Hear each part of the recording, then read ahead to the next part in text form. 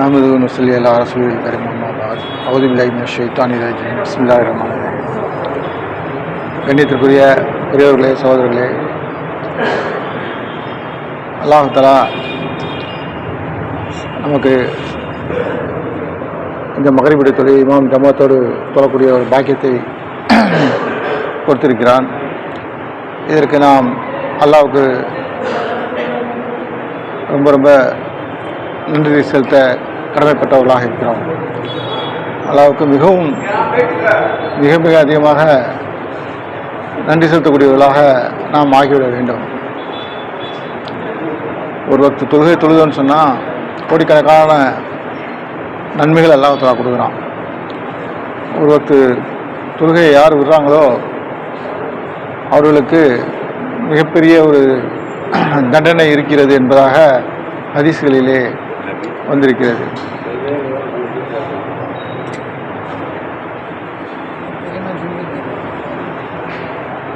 நாம் அந்த தொழுகையுடைய விஷயங்கள் இன்றைக்கி மக்கள்கிட்ட எந்த அளவுக்கு இருக்குது அப்படின்னு சொல்லி பார்த்தோன்னு சொன்னால்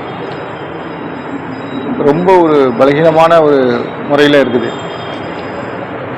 இப்போ அது மக்கள்கிட்ட போய் தொழுகையினுடைய முக்கியத்துவம், தீனுடைய முக்கியத்துவம், அல்லாஹ்வுடைய வல்லமை, இதை பற்றி நம்ம எடுத்து சொல்கிறது நம்ம மீது பொறுப்பாக இருக்குது. அவங்க அமல் அவங்க செய்யாமல் இருக்கிறாங்க அப்படின்னு சொன்னால் அதுக்கு காரணம் என்னன்னு சொல்லி நம்ம பார்த்தோம் அப்படின்னு சொன்னால், இப்போ தொழாமல் இருக்கிறாங்க, நோன்பு வைக்காமல் இருக்கிறாங்க, ஹஜ்ஜி செய்யாமல் இருக்கிறாங்க, ஜகாத்து கொடுக்காமல் இருக்கிறாங்க, இன்னும் தீனுடைய அமல்கள் பெண்கள் இடத்துல பர்தாவுடைய பேணுதல், ஆண்கள் இடத்துல அந்த சுன்னத்தான முறைகள், இப்போ இதெல்லாம் அவங்கக்கிட்ட இல்லாமல் இருக்குது அப்படின்னு சொன்னால் அதுக்கு காரணம் என்ன அப்படின்னு சொல்லி நம்ம யோசனை பண்ணி பார்க்கணும்.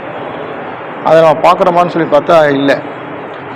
அல்லாஹ் சிந்திக்க சொல்கிறான். யார் சிந்தனை செய்வாங்களோ அவங்க வெற்றி அடைவாங்கன்னு சொல்லி அல்லாஹ் தஆலா சொல்கிறான்.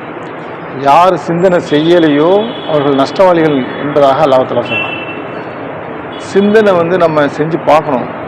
எதனால நம்ம இப்படி இருக்கிறோம், சஹாபாக்கள் எப்படி ஜெயிச்சாங்க, அல்லாஹ் தஆலா சிந்தனை செய்கிறதுக்கு தான் குர்ஆனில் அந்த குர்ஆனுடைய வசனங்களில் ஏகப்பட்ட இடத்துல சொல்லக்கூடிய விஷயங்கள், அந்த பழைய விஷயங்களை பழைய வரலாற்று சம்பவங்கள், பழைய நபிமார்களுடைய வரலாறுகள், இதையெல்லாம் எதுக்காக அல்லாஹ் தஆலா எடுத்து திருப்பி திருப்பி திருப்பி சொல்கிறான் அப்படின்னு சொன்னால் இந்த மனிதன் சிந்தனை செஞ்சு பார்க்கணும்.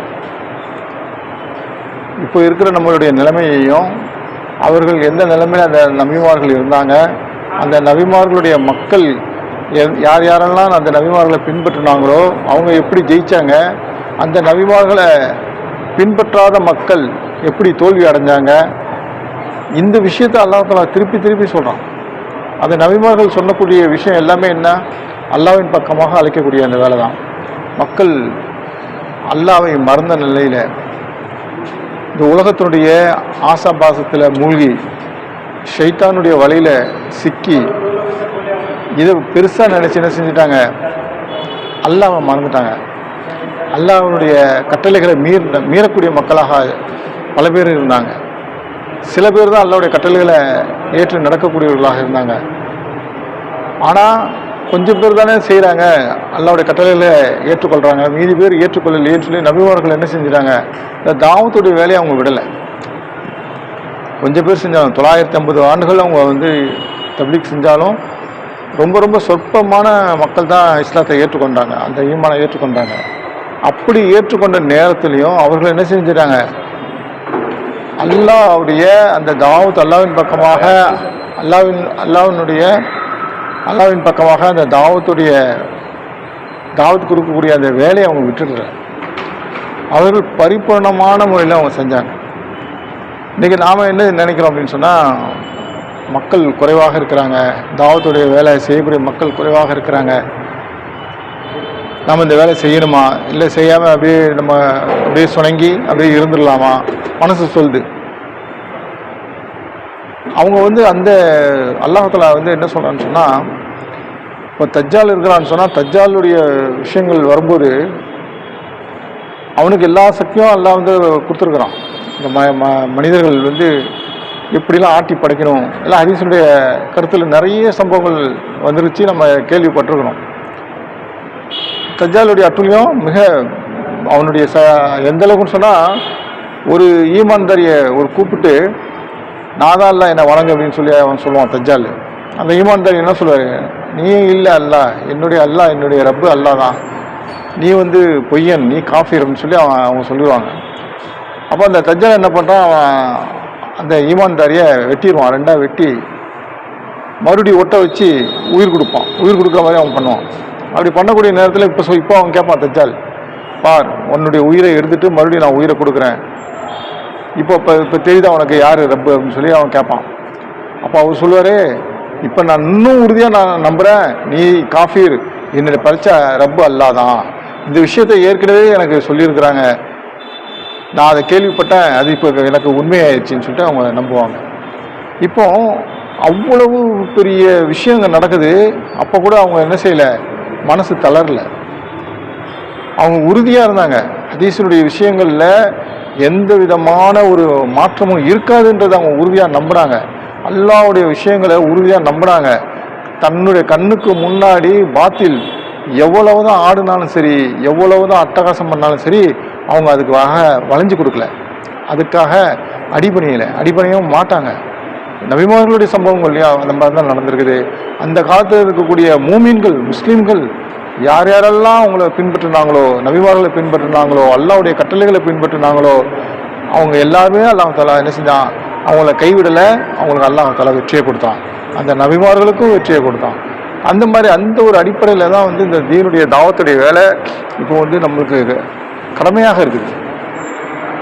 ஏன் கடமையாக இருக்குது அப்படின்னு சொன்னால், முன்னாடி உள்ள நபிமார்கள் பெரும்பாலும் நபிமார்கள் தான் செஞ்சாங்க. அந்த உம்மத்து வந்து நபிமார்களுடைய கட்டளைப்படி ஏற்று நடந்தாங்க, அவங்க வெற்றி அடைஞ்சாங்க. ஆனால் பெரும்பாலும் வந்து அவங்க இபாதத்து தான் செய்யக்கூடிய மக்களாக இருந்தாங்க.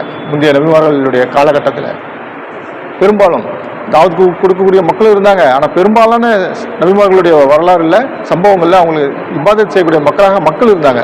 தாவத் பெரும்பாலும் நபிமார்கள் கொடுக்கக்கூடிய வழியில் இருந்தாங்க. ஏன் அப்படின்னு சொன்னால், அடுத்தடுத்து நபிமார்கள் தொடர்ந்து வந்துக்கிட்டே இருந்தாங்க. இப்போ என்ன ஆயிடுச்சுன்னு சொன்னால், கடைசி நபி முகமது நபி ஸல்லல்லாஹு அலைஹி வஸல்லம் அவர்களுக்கு பிறகு நபிமார்கள் வரமாட்டாங்க. நபி ஸல்லல்லாஹு அலைஹி வஸல்லம் அவர்களோடு நபித்துவம் முடிந்து விட்டது. இப்போ வந்து இந்த மக்களுக்கு ரசூல் ஸல்லல்லாஹு அலைஹி வஸல்லம் கடைசி ஹஜ்ஜில் என்ன சொன்னாங்க, யாரெல்லாம் இந்த இடத்துல இருக்கீங்களோ அவர்கள் எல்லாரும் என்ன செய்யணும், யார் எந்தெந்த திசையில் இருக்கீங்களோ அவர்கள் எல்லோரும் அந்த ஹஜ்ஜத்துல் விதாவில் அவங்க பயான் பண்ணுறாங்க, அவங்க அறிவிப்பு செய்கிறாங்க, அவங்க தீனுடைய பேச்சு பேசுகிறாங்க. பேசிட்டு யாரெல்லாம் இந்த விஷயங்களை கேட்டீங்களோ இது எல்லாருக்கும் பொறுப்பு, இது உலகத்தில் உள்ள எல்லா மக்களுக்கும் நீங்கள் எடுத்து சொல்லணும். அப்போது இதில் பொறுப்புதாரியாக ரசூல் ஸல்லல்லாஹு அலைஹி வஸல்லம் யார் ஆக்கிட்டாங்க, இந்த முஸ்லீம்களை அல்லாஹ் அது மாதிரி ஆக்க வச்சுட்டான். அல்லாஹ் கொடுத்தது, அது மாதிரி ரசூல் ஸல்லல்லாஹு அலைஹி வஸல்லம் அவர்கள் மூலமாக அல்லாஹ் வந்து இதை அறிவித்து கொடுத்தது. யாருக்கு பொறுப்பு வைப்போம், ஏழைக்கா, பணக்காரனுக்கா, இல்லை படித்தவர்களுக்கா, இல்லை படிக்காதவர்களுக்கா, இல்லை வந்து உலமாக்கள் தான் செய்யணுமா, இல்லை பொறுப்பு இவங்களுக்கு தான் அடுத்தது கடமையாக்கப்பட்டிருக்கா அப்படின்னு பார்த்தா கிடையாது. எல்லாருக்கும், இந்த ஏழை பணக்காரன், படித்தவன் படிக்காதவன், பாமரன், ஆலிம், உலமாக்கள் எல்லாம் மார்க்க அறிஞர்கள், மார்க்க மேதைகள் யாராக இருந்தாலும் சரி, அவர் எப்பேற்பட்ட சஹாபியாக இருந்தாலும் சரி, அவர் வந்து காட்டுவாசியாக இருந்தாலும் சரி, ஈமான் கொண்டதில் அஜ்மியாக இருந்தாலும் சரி, அரபியாக இருந்தாலும் சரி, யாராக இருந்தாலும் சரி, அனைத்தும் ஈமான் கொண்டுட்டாங்கன்னு சொன்னால் எல்லாருமே சமம் தான். ஈமான் கொண்டாச்சுன்னு சொன்னால் எல்லாருமே சரிசமம், அதில் எந்த விதமான ஏற்றத்தாழ்வும் கிடையாது. அவர் எந்த மொழி பேசினாலும் சரி, எந்த நாட்டை சேர்ந்தவராக இருந்தாலும் சரி, எந்த அந்தஸ்தில் இருந்தாலும் சரி, உலகத்தில் அல்லாவுடைய பார்வைக்கு முன்னாடி யாருக்கும் எந்த அந்தஸ்தும் கிடையாது. அவர் அல்லாவுடைய அந்தஸ்து எது கொடுக்குறான், அவருடைய உள்ளத்தில் ஈமான் எந்த அளவுக்கு இருக்குது, அவருடைய செயல் எந்த அளவுக்கு இருக்குது, இதை வச்சு தான் அல்லா இடம் போடுறான். இவருக்கு வந்து பெரிய பணக்காரர், இவருக்கு தனி அந்தஸ்து, இவர் ஏழை, இவருக்கு தனி அந்தஸ்து, அப்படி கிடையாது. இவர் படித்தவர், இவருக்கு தனி அந்தஸ்து, இவர் படிக்காதவர், இது தனி அந்தஸ்து, அப்படி கிடையாது. அல்லாஹ் அப்படி அந்தஸ்தை கொடுக்கறதா இருந்ததுன்னா அந்த அரபிகள்கிட்ட அல்லாஹ் கொடுத்துருக்க மாட்டான். நபிமார்களுடைய பட்டத்தை, கடைசி நபியுடைய நுபுவத்தை அங்கே கொடுத்துருக்க மாட்டான். அதை விட படித்த சமூகம் நிறைய இருந்தது, அறிவில், ஆற்றலில், எல்லாத்துலேயும் இருந்தாங்க. சக்தி இல்லை. ஏன் அல்லாஹ்வுத்தாலா கொடுத்தான்? எழுத தெரியாது, படிக்க தெரியாது. எழுத தெரியாது, படிக்க தெரியாது. அப்பேற்பட்ட ஒரு நபரை எதுக்கு அல்லாஹ்வுத்தாலா தேர்ந்தெடுத்தான்? ரசூல் ஸல்லல்லாஹு அலைஹி வஸல்லம் அவர்களை நபியா எதுக்கு தேர்ந்தெடுத்தான்? அறிவாளி யாருன்னு சொன்னா, அல்லாஹ் யார் அறிவாளின்னு நியமிக்கிறானோ அவங்க தான் அறிவாளி. யார் இந்த நுபுவத்துக்கு தகுதின்னு அல்லாஹ் நினைக்கிறானோ அவங்க தான். அவங்கள கொண்டு அல்லாஹ் வேலை வாங்கணும்னா வேலை வாங்குவோம். இதுக்கு படிப்பறிவு இருந்தால் தான் செய்ய முடியும், படிப்பறிவு இல்லாட்டி செய்ய முடியாது, இவருக்கு சக்தி இருந்தால் தான் செய்ய முடியும், சக்தி இல்லைனா செய்ய முடியாது, இவருக்கு ஆற்றல் வேணும், ஆட்சி வேணும், அதிகாரம் வேணும், எதுவுமே இல்லாத நிலைமையில் அல்லாஹ் தஆலா இந்த வேலையை நடத்தாட்டினான். ஹிஜ்ரத்துக்கு போகக்கூடிய நேரத்தில் ரசூல் ஸல்லல்லாஹு அலைஹி வஸல்லம் அவங்க கூட போனது யாரு? அபூபக்கர் ரலியல்லாஹு அன்ஹு கூட போயிருந்தாங்க. அப்போ உறுதுணையாக இருந்தது அல்லாஹ். இவங்க 2 பேர் போகிறாங்க. அபூபக்கர் ரலியல்லாஹு அன்ஹு கேட்குறாங்க, யா ரசூலுல்லாஹ் ஸல்லல்லாஹு அலைஹி வஸல்லம், என்ன நம்ம நிலைமை இப்படி இருக்குது, இந்த கருத்துப்பட சொல்கிறாங்க, நம்ம 2 பேர் தானே இருக்கிறோம், அவங்களோட சிந்தனைகள் எப்படி இருக்கும்? நபி பட்டம் கிடைச்சிருக்குது, பூரா உலகத்துக்கும் நபி, இனிமேல் உலகம் அழியிற வரைக்கும் நபிமார்கள் வரமாட்டாங்க. அப்பேற்பட்ட நபி சொந்த நாட்டை விட்டு, சொந்த ஊரை விட்டு, சொந்த வீட்டை விட்டு உயிரை கையில பிடிச்சிட்டு தப்பிச்சு போறாங்க.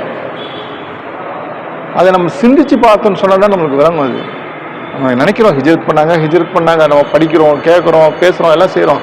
ஆனால் அதை சிந்தனை செஞ்சு நம்ம பார்த்தா தான் நம்மளுக்கு தெரியும். உயிருக்கு நம்ம உத்தரவாதம் இல்லாத நிலைமையில கூட இருக்கக்கூடிய அவருக்கும் அவருடைய உயிருக்கும் ஆபத்து. கிளம்பி போகிறாங்க, கேட்குறாங்க, யா ரசூலுல்லாஹ் ஸல்லல்லாஹு அலைஹி வஸல்லம், இப்படி நம்ம தனியாக இருக்கிறோமே, இல்லை நம்ம நிலைமை என்ன சொல்கிறாங்க? அதை இந்த கருத்துப்பட சொல்கிறாங்க, நாம் தனியாக இல்லை, நம்ம கூட அல்லாஹ் இருக்கிறான். அல்லான்ற ஒரு சக்தி இருக்கு, அல்லான்ற ஒரு இறைவன், ரப்புல் ஆலமீன், அவன் நம்ம கூட இருக்கிறான். இந்த பூரா உலகமும், பூரா உலக ஆட்சி, அதிகாரம், அந்தஸ்து, செல்வம், செல்வாக்கு எதுவுமே ஒண்ணுமே கிடையாது. அல்லாஹ்வுடைய உதவி இருந்தால் போதும், நாம ஜெயிச்சிடலாம்.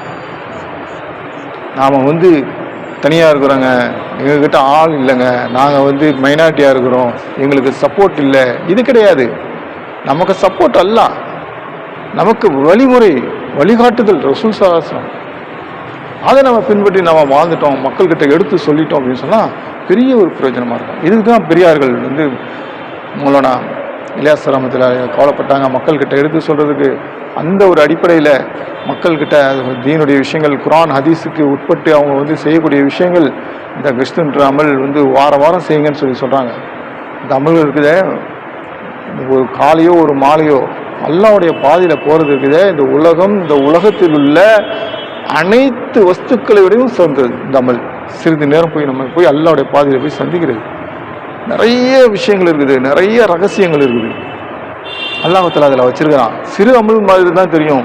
என்னங்க இப்போ யாரோ 4 பேர் வராங்க, யாரோ 4 பேர் செய்கிறாங்க, அல்லாஹ் கூப்பிடும், அப்போ தான் தெரியும். ஆனால் அதில் அல்லாஹ் தஆலா மிகப்பெரிய ஒரு வெற்றியை வச்சிருக்கிறான், மிகப்பெரிய ஒரு நன்மையை வச்சிருக்கிறான். இதில் அல்லாஹ்வுடைய பாதையில் போகக்கூடிய நேரத்தில் 1க்கு 7 லட்சம் மடங்கு நன்மை. ஒரு சுப்ஹானல்லாஹ் சொன்னால், அல்லாஹ்வுடைய பாதையில் நம்ம சொன்னோன்னு சொன்னால் 7 லட்சம் சுப்ஹானல்லாஹ் சொன்ன நன்மை. ஒரு வக்து நம்ம தொழுறோம் அப்படின்னு சொன்னால் 7 லட்சம் தடவை நம்ம தொழுத நன்மை அல்லாஹ் தஆலா கொடுக்குறான். அல்லாஹ்வுடைய பாதையில் கிறிஸ்துல தான் நம்ம செய்கிறோம். இப்போ மக்ரிப் அல்லாஹ்வுக்காக வந்துட்டோம், இஷாவும் அல்லாஹ்வுக்காக வந்துட்டோம், தொழுறோம். அப்போ இருக்குத 7 லட்சம் மடங்கு இன்ஷா அல்லாஹ் இந்த நன்மை கிடைக்கும். அவ்வளோ பெரிய பாக்கியம் கிடைக்கக்கூடியதாக இருக்குது. அப்போ அந்த அமல்களில் நம்ம மேலே படக்கூடிய தூசியை, நரகத்தினுடைய அந்த புகை, நெருப்பில் புகை கூட தீண்டாது என்று சொல்லப்படுகிறது. அதாவது நெருப்பு தீண்டாதுன்றது ஒரு பக்கம், அந்த புகையே பக்கத்தில் வராதான். நம்ம எங்கேயாவது எரியுது, அந்த புகைந்தாலே நம்மளுக்கு ஒரு மாதிரியாக இருக்கும். அப்போ அந்த புகையே தீண்டாதுன்னா என்ன அர்த்தம்? அதை விட்டு அல்லாஹ் தஆலா சுத்தமாக பாதுகாத்துக்கிட்டு. அவ்வளோ பெரிய பாக்கியம் இதில் இருக்குது. கடலில் உள்ள மீனினங்கள் நம்மளுடைய மகஃபிரத்துக்காக துவா செய்யுது, காட்டில் உள்ள விலங்குகள், பறவைகள் எல்லாமே, அனைத்து ஜீவராசிகளும் நம்மளுடைய பாவங்களுக்காக மகஃபிரத்து செய்யுது. இந்த மாதிரி நன்மையான ஒரு காரியம். இதுக்காக ஜமாத்தை என்ன செய்ய சொல்கிறாங்க, நம்மளுடைய பாவங்கள்லாம் அல்லாஹ் தஆலா மன்னிக்கிறான். இந்த மாதிரி அமல்களில் நம்மளுடைய பாவங்கள் அல்லாஹ் தஆலா மன்னிக்கிறான். அல்லாஹ்வுடைய உதவி கிடைக்குது, அல்லாஹ் தஆலா நம்மளுடைய துஆக்களை கபூல் செய்யும். இந்த வேலையை செய்யலை அப்படின்னு சொன்னால், யார் நன்மையை ஏவி தீமையை இந்த வேலையை செய்யலையோ அப்போ வந்து அல்லாஹ் தஆலா அவர்களுக்கு உலகத்திலே தண்டனை வழங்குவான் என்பதாக வந்திருக்குது. அவர்களுடைய துவாக்களை அல்லாஹ் தஆலா ஏற்றுக்கொள்ளப்பட மாட்டான் என்பதாக வந்திருக்குது. அல்லாஹ்வுடைய வேதனை வெகு சீக்கிரத்தில் வரும் அதுவும் என்பதாக வந்திருக்குது. அல்லாஹ் பாதுகாக்கணும். அப்போ இந்த நம்ம நினைக்கிறோம் இன்றைக்கி உலகத்தில் பல இடங்களில் வந்து இவ்வளோ பிரச்சனைகள் இருக்குது, இவ்வளோ சிக்கல் இருக்குது, முஸ்லீம்களுக்கு இவ்வளோ சோதனை இருக்குது, என்னங்க எல்லாரும் துவா பண்ணுறாங்க, உலகமே துவா கேட்குது, எந்த உதவியும் கிடைக்க மாட்டேங்குது, நம்ம எல்லோரும் தத்தளிக்கிறோம், நம்ம மனசை உடஞ்சி கேட்குறோம். ஆனால் துவா எப்போ அல்லாஹ் கபூல் செய்கிறான்றதுக்கு அந்த வழியை வச்சிருக்கிறான், அதை இன்றைக்கி மக்கள் செய்கிறாங்களன்னா இல்லை. அல்லாஹ் சொல்லியிருக்கிறான், தெளிவாக சொல்லிட்டான், நீங்கள் வந்து இந்த நன்மை ஏவி இந்த தீமையை தடுங்க. அல்லாஹ் தெளிவாக சொல்லிட்டான். எல்லாரும் என்ன செய்யணும்? உடனடியாக செய்யக்கூடிய வேலை, எல்லா மக்களும் போய் நல்லதை ஏவி தீயதை செய்யக்கூடிய வேலையில் வந்துட்டாங்க அப்படின்னு சொன்னால் என்ன ஆகும்? அல்லாஹ்வுடைய வேதனையை நம்மளை விட்டு எல்லாம் தூரமாக்கலாம். அந்த ஒரு நம்பிக்கை நம்ம உள்ளத்தில் வந்துச்சான்னு பார்த்தா வர மாட்டேங்குது. ஏன் அப்படின்னு சொன்னால் ஈமான் சரி கிடையாது. அந்த ஈமானின் பக்கமாக அழைக்கிறதுக்கு தான் இந்த வேலை. அப்போ இந்த மாதிரி ஜமாத்தை வந்து என்ன சொல்கிறாங்க, பள்ளியில் வந்து 4 ஜமாத்தை அமைச்சிக்க சொல்கிறாங்க. ஒரு ஜமாத்து பள்ளியில் துவா திக்ரில் இருக்கும், ஒரு ஜமாத்து இஸ்திக்பாலில் இருக்கும், ஒரு ஜமாத் தனிமையான பேச்சு பேசும், ஒரு ஜமாத்து வெளியில் செல்லக்கூடிய ஜமாத்தாக இருக்கும். வெளியில் செல்லக்கூடிய ஜமாத்தில் அமீர் சாப் இருப்பாங்க, முத்தகலிம் இருப்பாங்க, ரஹமர் இருப்பாங்க. குறைஞ்சபட்சம் 3 பேர், அதிகபட்சம் 10 பேர் கொண்ட ஒரு ஜமாத்து போகணுன்னு சொல்கிறாங்க. போகக்கூடிய நேரத்தில் சுவான்லாம் சொல்லிட்டு போகிறது, 3வது களிமா ஓதிட்டு போகிறது, தெருக்களில் போகும்போது, பஜாரில் போகும்போது 4வது களிமா ஓதிட்டு போகிறது, இந்த மாதிரி வீடுகளுக்கு முன்னாடி போய் நிற்காம, ஜன்னல்களுக்கு முன்னாடி நிற்காம போகிறது. முத்தகலிம் வந்து ரஹபர் வந்து உள்ளூர் வாசியாக இருக்கணும், கண்ணியமான முறையில் அறிமுகப்படுத்தணும். பேசக்கூடியவர் தன்னுடைய சொந்த சகோதரன்கிட்ட பேசினா எப்படி பேசுவாரோ அந்த மாதிரி கண்ணியமான முறையில் பேசணும். அமீர் வந்து கோழி எப்படி தன்னுடைய குஞ்சுகளை பாதுகாப்பாக அந்த கழுகுனுடைய பார்வையிலிருந்து பாதுகாத்து அப்படி கவனமாக அழைச்சிட்டு போதோ, அந்த மாதிரி ஜமாத் சாதிகளுக்கு அல்லாஹ்வுடைய திக்ரை நினைவூட்டிய வண்ணமாக, ஷைத்தானுடைய கெடுதல்களை விட்டும் பாதுகாப்பு தேடிய வண்ணமாக அல்லாஹ்கிட்ட அவர் வந்து அந்த ஜமாத்தை அழைச்சிட்டு போவார். வரும்போது இஸ்திக்ஃபார் செஞ்சுட்டு வந்துடுவாங்க. செஞ்சுக்கலாங்களா?